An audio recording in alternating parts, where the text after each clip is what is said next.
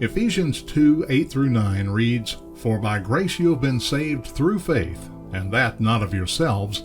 It is the gift of God, not of works, lest anyone should boast."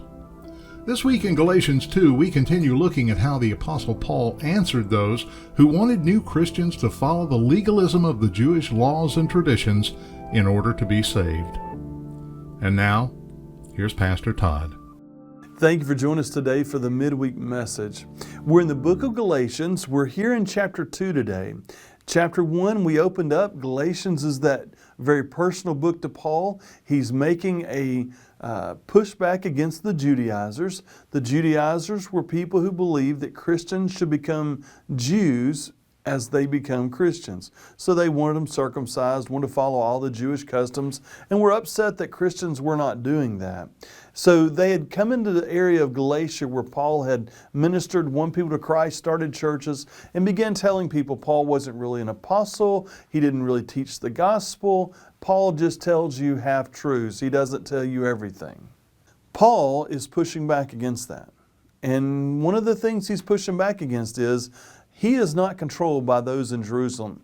Peter doesn't control him, James doesn't control him, John doesn't control him. Those in Jerusalem don't control him. Today we're going to look at the second part of that portion of the testimony where he says, look, I did go to Jerusalem. He was there for about 14 days. He then went to Antioch. And then he says, I didn't go back to Jerusalem for 14 years. So it's 14 years before he goes back to Jerusalem. So let's listen to how he testifies and defends himself against these Judaizers. The first thing I want you to see is in verse 1, Galatians chapter 2, verse 1. Then after 14 years I went up again to Jerusalem with Barnabas, and I also took Titus with me.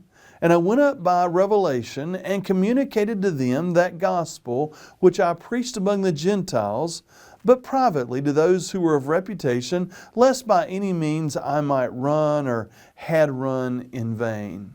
Now notice what he's saying. He's saying, look, I did go back to Jerusalem. I did meet with those of reputation, trying to make sure that I did not waste my time. He said, I didn't come back to Jerusalem just to throw the gospel out there. He said, I wanted those who were in charge to know exactly what I was teaching. Now, this time that he's talking about going back is actually found in Acts chapter 15. We covered that when we went through the book of Acts. This is the Jerusalem Council. And the question that lays out between everyone is, what is it you're supposed to say to the Gentiles? What is it? What rules are they supposed to follow? The Judaizers in Acts 15 were saying to Paul, look, Paul, you aren't following close enough to the law. These Christians should become Jews and be circumcised. And Paul is pushing back and saying, look, I even had Titus with me, and Titus was a Gentile, and we never did make him get circumcised. So when you look at this and you see the way in which Paul is replying to them, he's taking it very personally. He's pushing back and he says, look, 14 years later I went back to Jerusalem, but even then it wasn't because I needed their permission. He said, I needed clarification. The whole world needed clarification. So I met with the leaders that were there. In verse 3, in Galatians chapter 2, verse 3, he says this, Yet not even Titus, who was with me, being a Greek, was compelled to be circumcised. And this occurred because of false brethren secretly brought in, who came in by stealth to spy out the liberty which we have in Christ Jesus, that they might bring us into bondage, to whom we did not yield submission even for an hour. But the truth of the gospel might continue with you. So what Paul is saying is this. He said, look, the Judaizers followed me down to Jerusalem. They made a case against me, and he said, I did not yield. He said, Titus was never forced to become circumcised. That was never part of the deal.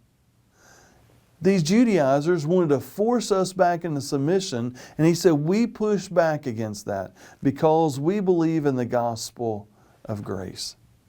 In verse 6 it says, but those who seemed to be something, whatever they were, in other words, these people who thought they were powerful. He said they believed they were something, whatever they were. In verse 6, it makes no difference to me, because God shows personal favoritism to no man.